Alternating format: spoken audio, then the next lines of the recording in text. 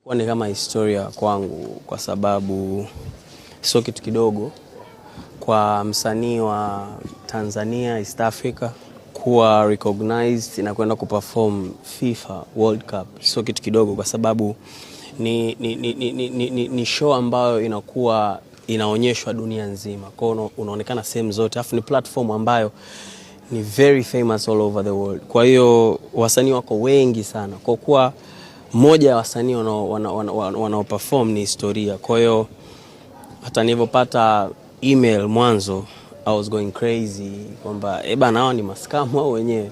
Lakini God is good kwamba kulikuwa kuna a lot of obstacles, kuna changamoto nyingi, kuna vizingiti vingi, lakini niliweza kufanikisha kufika na kuperform. Kwa hiyo God is good.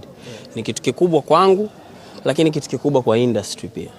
Yeah. Ray, hongera sana kwa show kubwa na nafikiri mapokezi yalikuwa ni makubwa. Ulitoa taarifa on short notice, lakini watu wakapokea kwa ukubwa. Baadhi yao wakawa wanabisha kwamba wewe bana, mbona FIFA hawaja kuposti, umeposti mwenyewe na nini, lakini umeenda kufanya show kubwa sana na wote tumeona. Kwanza ukiwa umetangaza kitu kikubwa kama hicho kwenda kuwakilisha nchi, alafu mapokeo yakawa kama yale, wewe inakukata kwa namna fulani?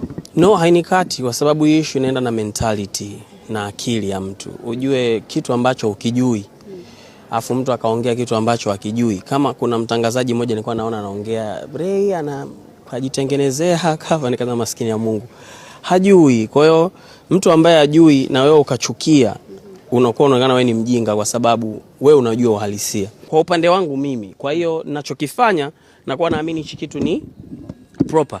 Ingekuwa ni mambo ya kudandia wakati 2022 Maluma kaperform FIFA, Nora kaperform FIFA na tulizungumza, lakini nilikuwa naenda kwenye show, nilikuwa naenda kwenye tuzo za Afrima Marekani. So the day narudi ndo siku wana perform wao. Kwa nisingeweza kusema nitaenda, lakini hii nimeenda kwa sababu gani? Umeitwa. Umehitajika. Mtu atakwambia tetema kila siku. Ungewaambia basi mashuleni huko waache kuimba wimbo wa taifa, tutafute hata singeli moja. Mungu ibariki Tanzania. Lakini kila siku shikamo mwali, nenda hata leo wewe umesoma mwaka gani si shule, ni vile vile. So kuna nyimbo zingine ukipata Mungu kakubless, alafu ni wimbo wangu nimwachie nani? Mimi ninachoweza kusema ni kitu kimoja, kwamba